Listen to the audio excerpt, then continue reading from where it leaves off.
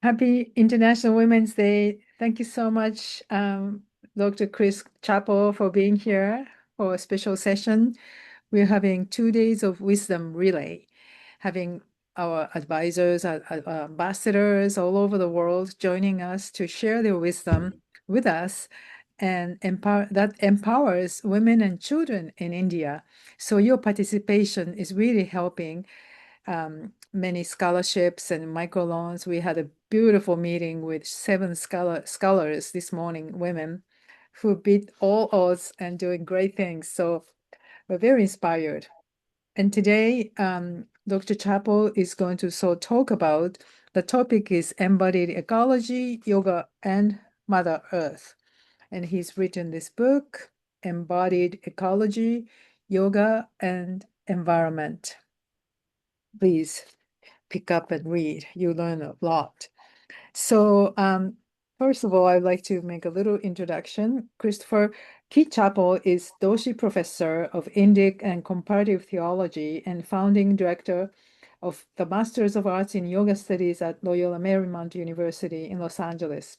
He has published 20 books on topics that include studies of Hinduism, Buddhism, Jainism, yoga and religion, and ecology.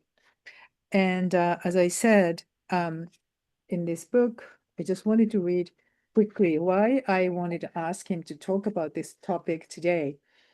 Because the sleep says the world finds itself in an existential crisis. Climate chaos abounds, pollution vitiates soil, water, and food. Anxiety and depression press upon human psyches, young and old. In Embodied Ecology, scholar of Indic religions, Christopher T. Chapel explores how core ideas and practices of Hindu and yoga traditions can inform contemporary conversations about the problems of environmental degradation, both in India and globally. And in your introduction, you say, a quote attributed to Gandhi perhaps summarized it best. Live simply so that others may simply live. And I think this really hits the core right now when we are seeing so much movement going against the what Gandhi said, you know. So I'm so grateful, Chris, for being here to share your wisdom about embodied ecology on International Women's Day. Thank you so much. Thank you. And it's an honor to be here. And I see we have Lily and Julie, and maybe some others will be viewing this after the fact. And I wanted to reflect a little bit about how this undertaking arose. And in doing this, I want to honor the lands of my ancestors, to honor my parents, to honor my teachers. And I hail from a very rural environment. I grew up 3 miles outside of a village of 700, a few miles south of Lake Ontario, midway between Niagara Falls and Rochester, New York, in a very rural county, in a very agricultural county, a very poor county. And in that environment, with the harsh winters and the beautiful autumn, spring, warm summers, a rhythm of life came into my awareness that tied my experience of our calendar year to the type of experience that had been in place, documented by the Jesuits actually when they had landed there in the 1500s, the ways of the Haudenosaunee people, the ways specifically of the Seneca community. And in this rhythm of life, which lifted up the seasons and the foods of each season, my parents were, I'm not going to say they were farmers, but had a garden and were very much in touch with the different varieties of apples as they would come into ripeness, the potatoes that could be stored all winter long, and the strawberries that would come in the month of June in particular. And I wanted to honor that rhythm that my father honored, who himself had grown up a bit to the north in Canada and had been born at a time before electricity, so that making it through the winter was not an easy task. The root cellar, a very, very important part of his growing up reality, and the joy of fresh food on the table and fresh food as part of a process of Thanksgiving. I also want to honor my parents themselves in that they set us wild in the countryside to ramble, to explore, and to feel those amazing connections with the land. Fast forward to my yoga teacher, and her name, Garani Anjali Inti. Her family of origin was from Assam, from the Mishna peoples, settled in Calcutta. And she, born in 1935, began training in Bharatanatyam as a child, toured throughout India and really throughout the world as a Bharatanatyam dancer before settling down to raise three kids on Long Island. And in the late 60s, she began teaching a little bit of the yoga that she had learned as a child. And in 1972, the year that I met her, opened Yoga Anandashram, a yoga center welcoming people from all walks of life to learn with her the wisdom that she had received growing up in India. And during those 12 years, I'll just share a little bit more narrative.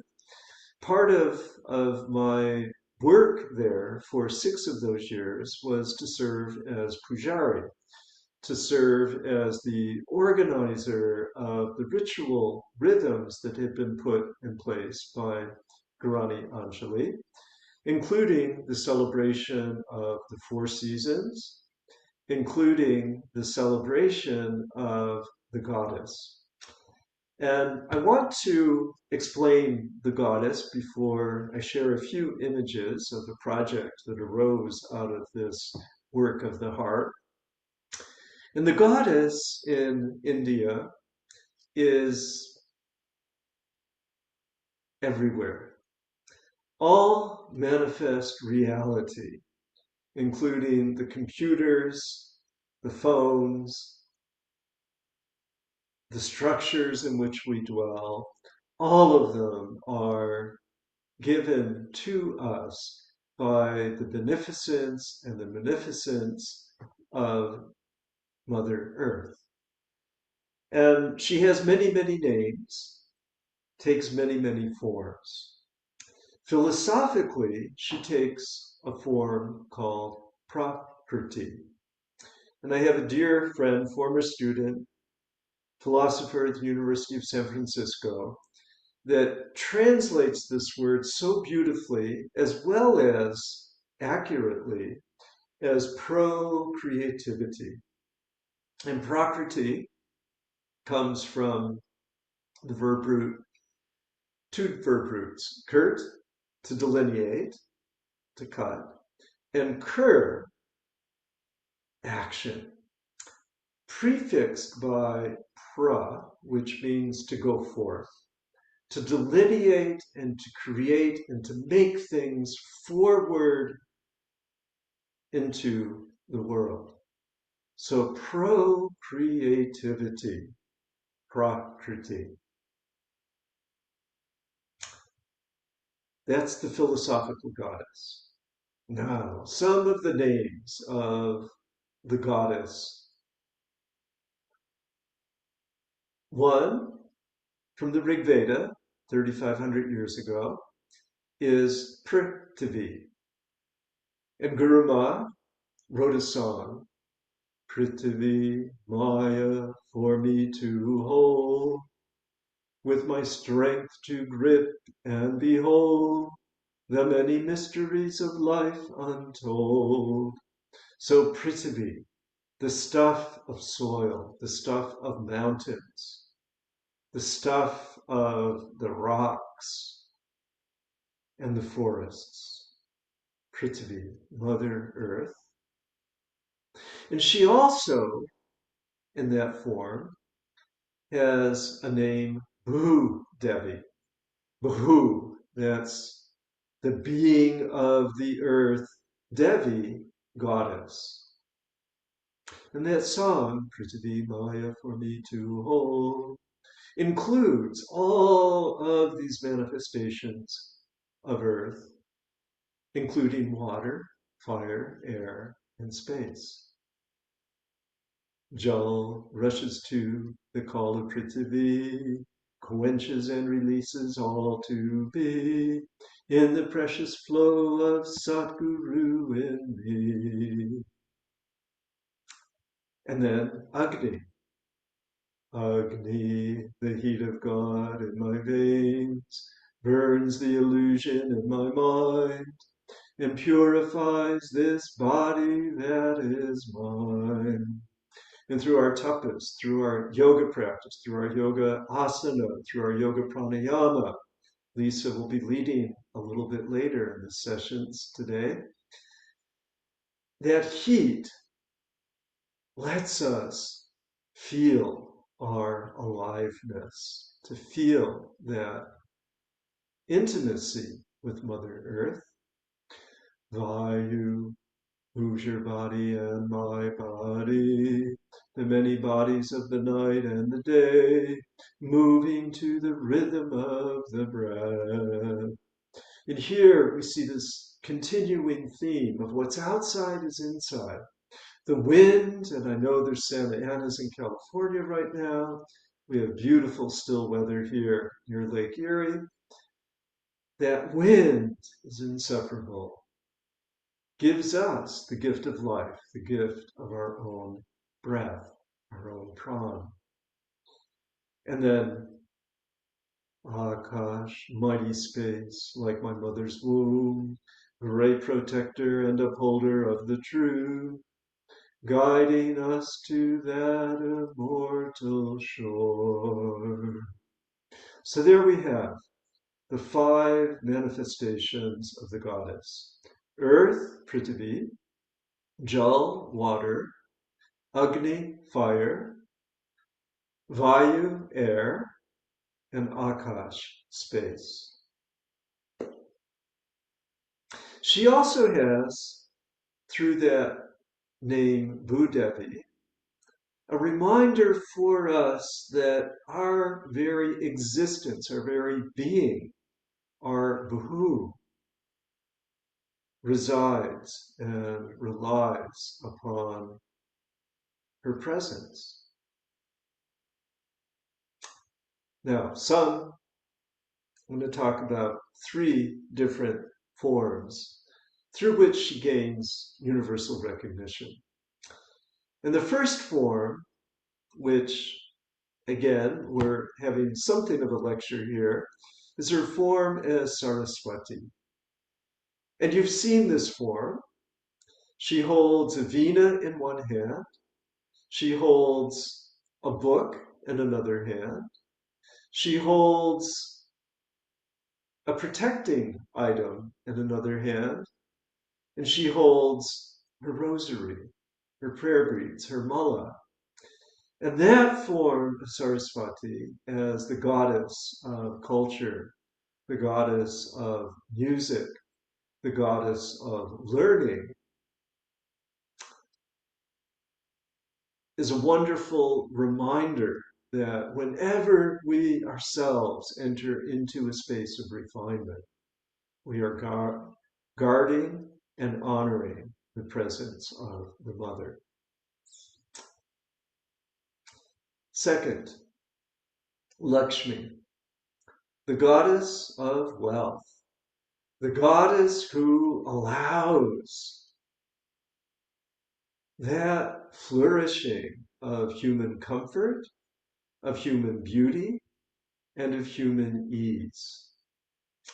And I have been traveling really since before it was officially open to the Venkateshwara temple up in the hills above Malibu. And that temple was constructed in honor of above Vishnu, Shiva below. And even though we all know that those are the big guys, the shrine that receives the most attention and love and the highest level of decoration is the shrine to Lakshmi. And as people come, they go to that particular corner to circumambulate, to walk around Lakshmi, and be reminded that in order for wealth to flow, work must be rendered. Third goddess is Durga. And Durga, on her lion, slays the demons who come again and again and again to try to dislodge people from their right mind. The demons of greed, the demons of envy and jealousy, the demons of lust. And what she does is rise up with her amazing beauty with multiple weapons, including a discus, which is a frisbee that cuts off the enemy's head, including a saber, including a noose. She says, take all the means that we need available to us in order to put an end to these passions. In yoga, avidya, asmita, raga, devesha, abhinavesha, let me translate those. Our ignorance, our fundamental stupidity about what is really important in life. Asmita, our egoism that always wants to say, it's about me, it's about me, it's about me. Raga, our allurement that can set us into a place of imbalance. Our devesha, our hatred, our dislike, our prejudice. And then abhinavesha, our yearning to just keep going, keep going, keep going. And what Durga reminds us in her beautiful form is that she has the strength to set those things aside. And what Kali reminds us in her ferocious side is that regardless of whatever may be making trouble for us, regardless of what may be bringing joy to us, all things will pass. And that sadness of unavoidable loss makes us wise, can make us actually quite compassionate. So I want to share with you, and I'll also put it in the chat. If let's see where my chat is. Um,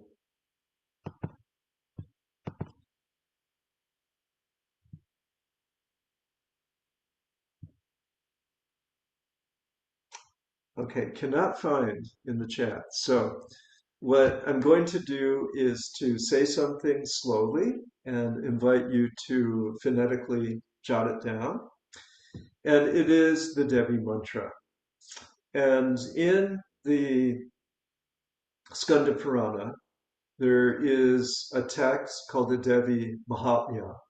And it's about the great soul of the goddess. And it's the story of the challenge put forward by all of the gods for the goddess herself, for Durga, to overcome all of those evils that keep popping up in the form of a demon called Mahisha. We're going to do the empowerment one. This is International Women's Day. And it goes like this. Ya Devi, and that means she, the goddess. Sarva Bhuteshu, in all beings. Okay, Sarva is all, and Bhuteshu is the locative plural for beings. Remember, Bhu is Mother Earth, and Bhuta are all of the things of Mother Earth. And she is located in each and every one of them. Ya Devi Sarva Bhuteshu. How is she located in every one of them? Shakti Rupena, by the power, instrumental, singular, rupa, of her form. Shakti Rupena, what type of form? Shakti form, power form. Samstita, she stands. Namastasye, Namastasye, Namastasye, Namo Namaha.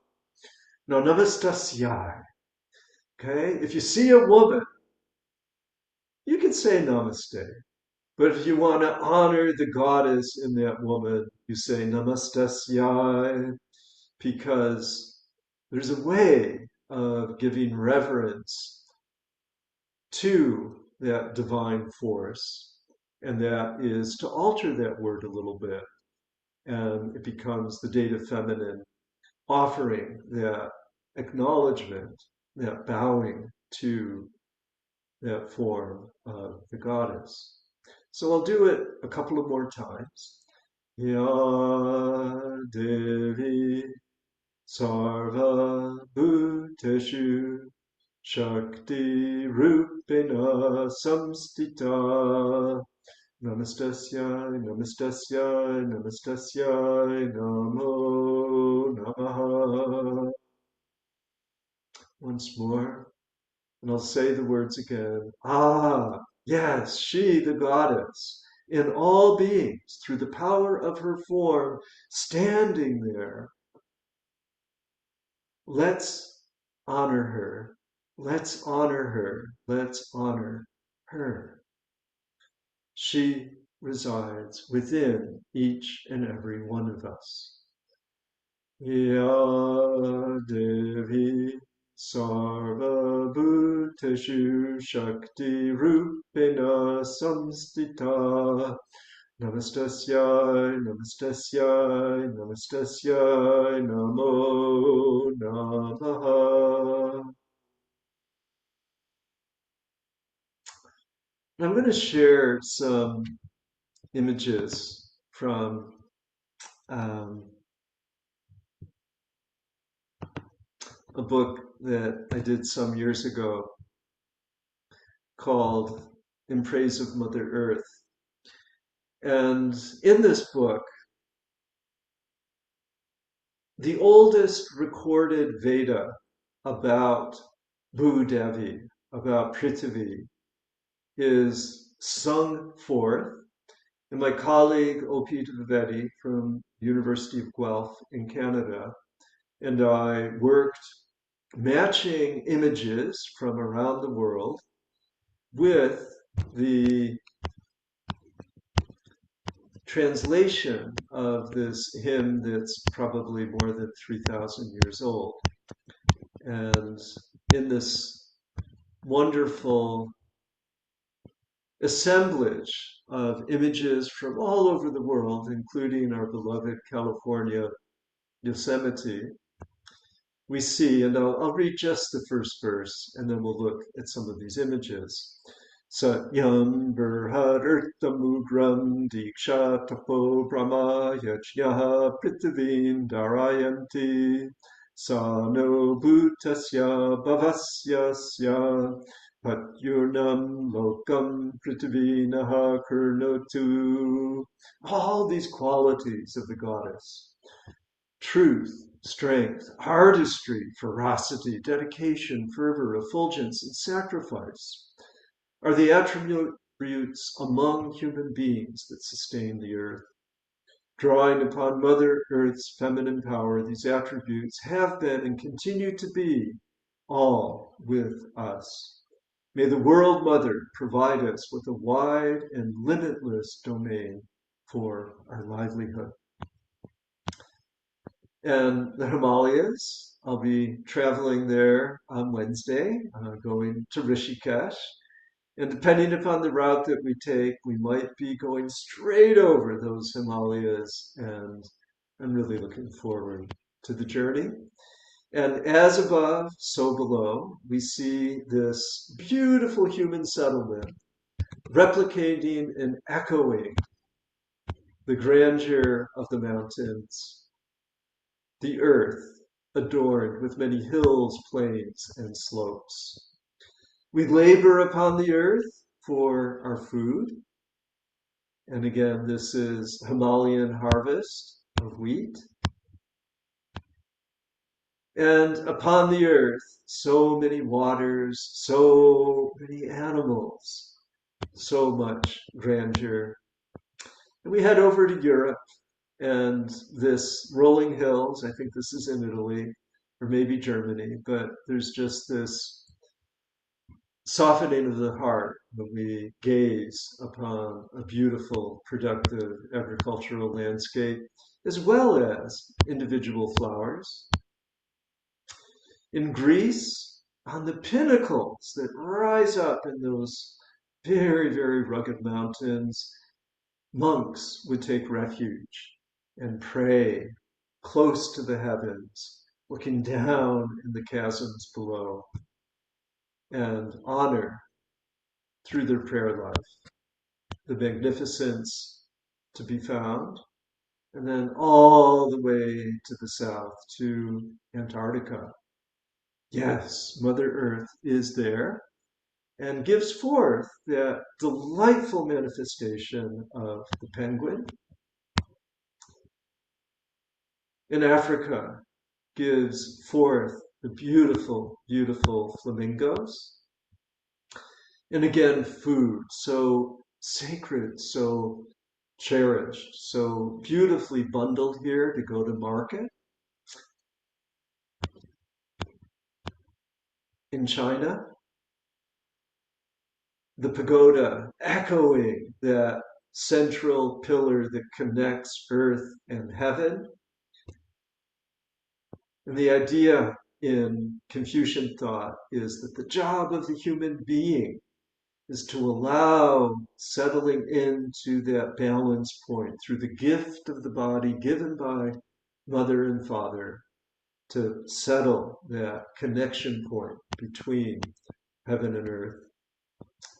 And again, the mountains, the snow-covered mountains, and sacred spaces. This is in Egypt. This is the central train station in Cairo. And people coming and going, people coming and going. And yet, in the grandeur of our architecture, we're reminded of the vastness of that space above us. This woman from Tibet, counting on her mala, the 108 utterances of Om Mani Padme Hum, to remember that jewel of awareness in the heart of our lotus that guides us. And I love these fanciful penguins. Humans are, if nothing else, playful. Butterflies, El Segundo blue, local to Southern California.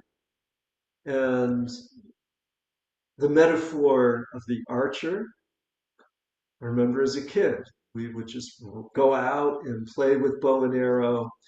And such an important lesson to learn, how to be still, how to concentrate, how to move into the Zen of archery, strike the target, the sunset, of course,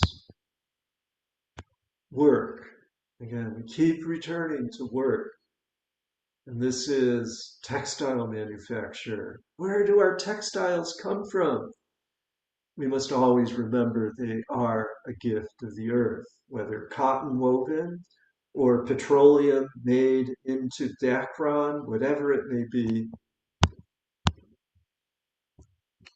Again, sunset and palm trees, the palm tree, like the Confucian temple, rising up and reminding us, let's soar.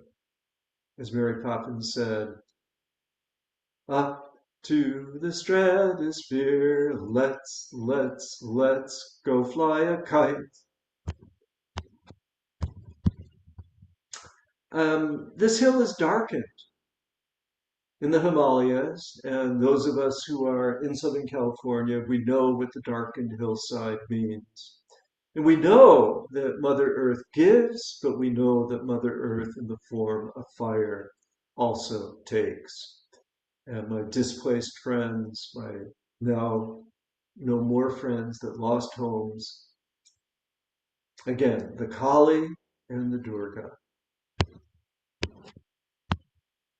Children, okay, school children here in Africa,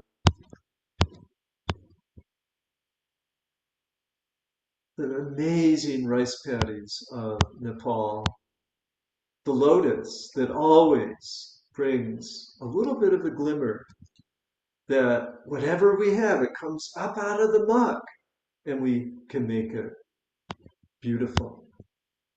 Dear,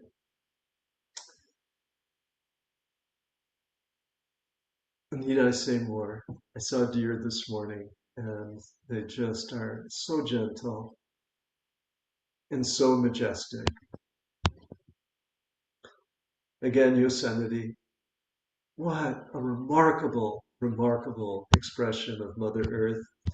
And this evokes how the waters that come from the top knot of Shiva are received and cushioned by Mother Earth before those life-giving waters travel and irrigate and sustain human life.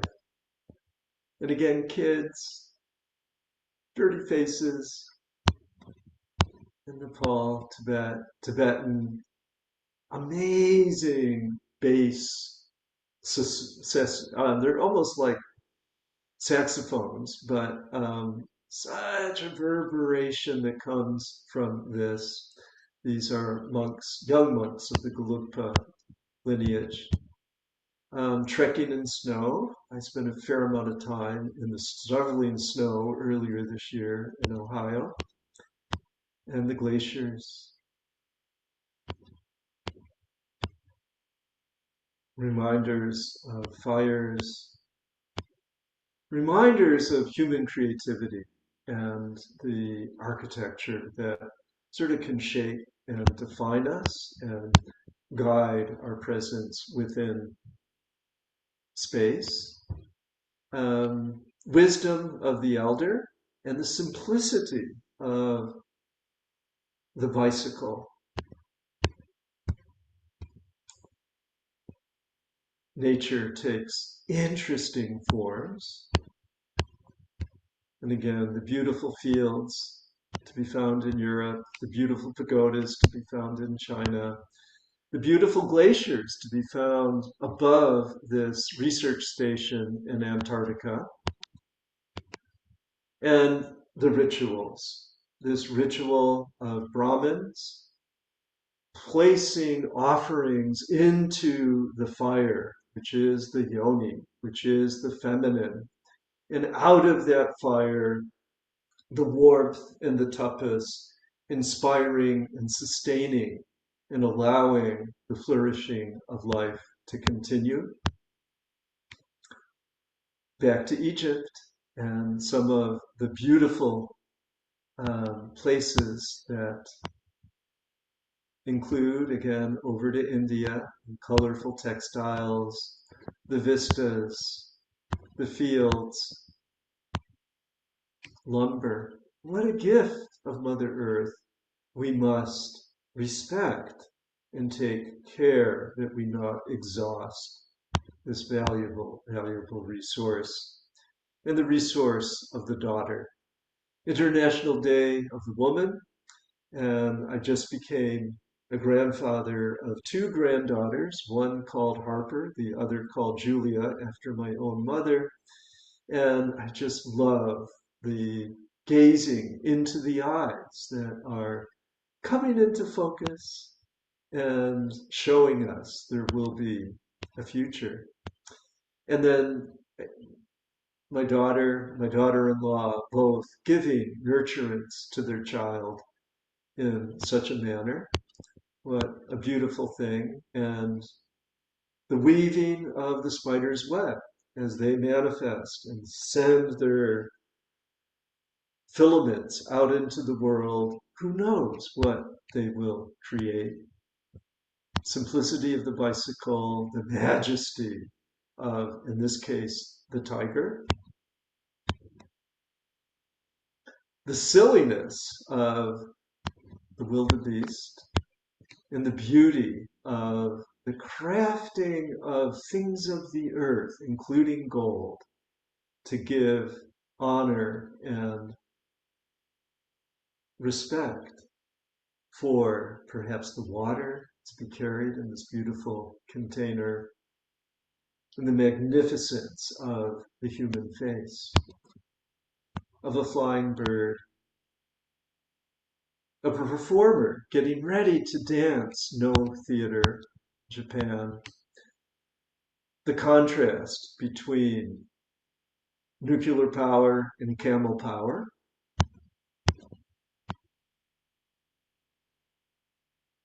the simple life of Bhutan,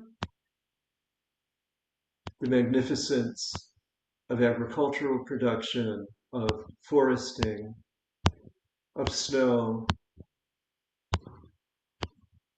of pumpkins,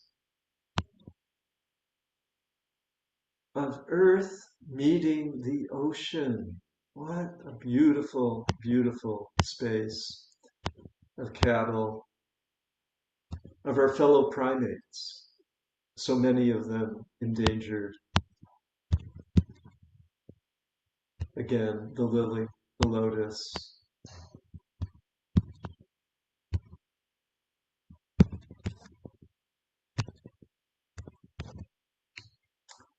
And what we will talk about for just a couple of seconds is our state of disrepair. And what we need to do is to do what we can. As Guru Ma saying, I am doing what I can. Are you doing what you can? And I want to give sort of a shout out to Mother Goddess in India because she's doing her work. And while the United States is making all these silly pronouncements that climate change doesn't exist and that we should just burn, baby, burn, drill, baby, drill, India has already shifted. And the United States continues to shift toward renewables. And even though many coal power plants were proposed for India, the technology now has made wind and solar far more economical than oil. And the good news is that despite a lot of noise in the moment in America, we are in a place of honoring Mother Earth.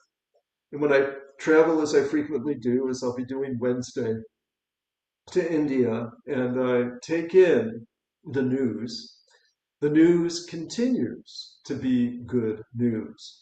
The news continues to warn people of the dangers of pollution, the dangers of plastics in our bloodstream, the dangers of pollution in the land, in the waters, and in the air.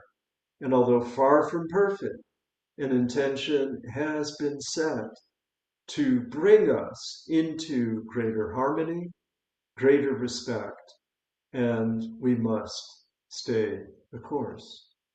So I want to honor women of the world, and I want to honor my granddaughters, my daughter in law, my wife, Maureen. I want to honor my mother who is no more, my mother in law who is no more, and just be grateful for the life that has been gifted, the long life that has been gifted unexpectedly to many of us. And let us be in a place of celebration as we, through this month, remember women. So thank you, Kyoko, for setting the stage. Yeah, thank you so much for this beautiful presentation. So, how did that book come about? Could you say that again? Like you want? Okay, so what Yeah. happened was my childhood was in the woods and in the meadows and along the flowing streams. And then I moved to Long Island, which was quite a shock to the system. It was the first time I lived in an urban area, even though it was suburban. And my yoga teacher really gave us techniques of meditating on the elements that allowed me to recover that wonderful experience of my youth. Then I traveled to India in 1981, and I was really, really struck with the severity of the pollution and the harm done to the landscape of India, both by agriculture but also by industry. And I wrote about that. And then I returned to India visiting the Gandhians, visiting the Jains, visiting the governmental organizations and the non governmental organizations that were beginning to wake up. And this was my original visit was before the Union Carbide disaster in Bhopal. And after that happened in 1984, hundreds, and I have, listings of these hundreds of environmental organizations that came up at a very local level to try to effect change. And then in 1998, I convened at Harvard University two different conferences, one on Hinduism and ecology and one on Jainism and ecology. The books that came from those initiatives are still in print. And I, along with Laura Cornell, worked with the organization that she founded called the Green Yoga Association. And over a period of 10 years, we certificated hundreds of yoga teachers and hundreds of yoga studios, certifying that they had green best interest in mind. And they had a whole checklist of how are we going to, encourage people to walk and bike? How are we going to not use yoga mats that are made with phthalates and other toxic materials? And then that evolved into an ongoing certificate program called Yoga Mindfulness and Social Change. So those beginnings, and Judith Carlisle has just entered, she now is continuing that tradition of looking at how yoga can really enhance our relationship with the earth. And I wrote a book in addition to the one I just shared called Living Landscapes Meditation on the five elements in Hindu, Buddhist, and Jain yogas. And I continue to teach this in the yoga that I share, that we need to find the way to connect in our body and heart with the earth. And that way of honoring ourselves becomes an honoring of Mother Earth herself. Yeah, thank you so much. So much history behind this. Lisa, you'll be talking about pranayama later, but would you like, you're such a nature lover too. Would you like to share a few words? Um, well, Chris is so eloquent. I think I'd say that I began my sincere studies with Chris in the 90s. And it's just kind of wonderful to recognize that we all start where we start. Whether it's in your backyard, whether it's when we're young, and then that slowly builds and develops into a program that's spread throughout the country. So we all start with kind of our practical experience. What is accessible, and hopefully we have some guide. Not everybody does. Now I've moved up to Oregon, and when we speak of nature, nature is such a guide up here. I mean, it's pouring rain right now, and that doesn't keep us from going out. So I think all that I would share is that the intentionality that I think Chris kind of leaned us into to recognize, I mean, my words, to recognize the grace of the Divine Mother, in all of her manifestations. And we are an expression of that, this very body, this breath that animates us, and all of the qualities that Chris mentioned, the abhinivesha, that final and letting go of clinging at the very bottom of the exhalation. It takes time. It takes familiarity. It takes sensitivity. Chris used the word refinement. It takes all of that to come to trust one's own experience, because I think our culture has taught us that we find validation through things outside of us. But these practices, help us over time, recognize that we have all of the gifts and all the grace, and we have the grit and tenacity to keep up with our studies. And then we discover, that tremendous wonder and awe that is, that we saw in Chris's book. So I think thank you, Chris. Yeah, thank you so much. So what happened to that green certificate of that you studied? Well, everything changes, and we still give certificates for people that study, and we've expanded it to, and Judith will, speaks to that in her class, that we need to think about the earth, we need to think about women, we need to think about our own grapplings with what society inflicts on us and what we bring to society. And she's driving, so she really can't check Yeah. in on this. But no, but we continue with that. And then, of course, the yoga studio itself has changed so dramatically. And Lisa, one of the founders of Yoga Works, original teaching staff there, saw these transformations where global capitalism sort of came in, and that which had been so vital and so important to so many is no more in that form, and yet these teachings continue. Mhm.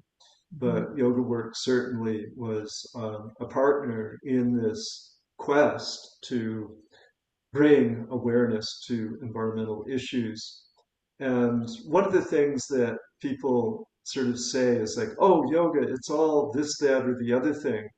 But I say, no, it's really at core a labor of love.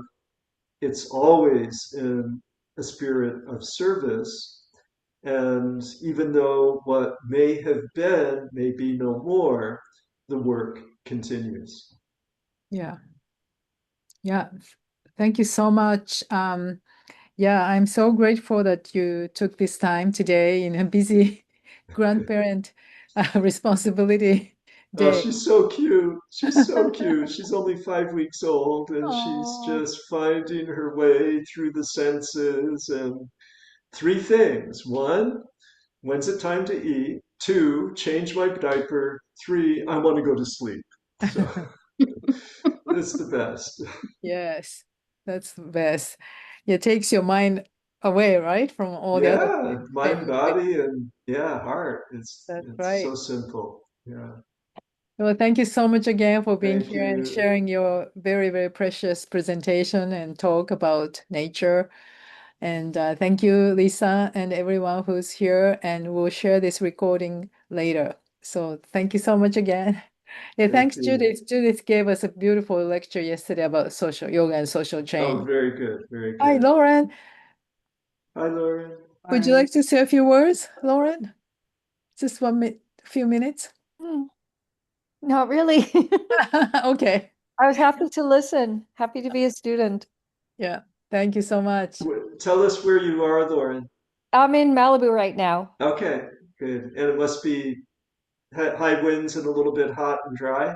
Yeah, windy, very dry. I feel like my skin is peeling Yeah, off. yeah, yeah. Yeah, so Where are Lauren you, will Chris? I'm in Cleveland Heights. Okay. And I heard Lisa's in Oregon. It's She wet, huh? is, yeah. Very wet. You're welcome to visit. Yeah, Lauren will be teaching a That's friendly great. yoga class at 3 o'clock, Oh, and wonderful. Lisa will be teaching right after Lauren's class, pranayama, introduction to pranayama in the Iyengar system. So thank you so much, everyone, for being here. Thank you. Travel safe, Chris. Yes, Back to the baby. yes, yes, Yay. yes. Bye bye. Bye. Thanks. Okay, bye.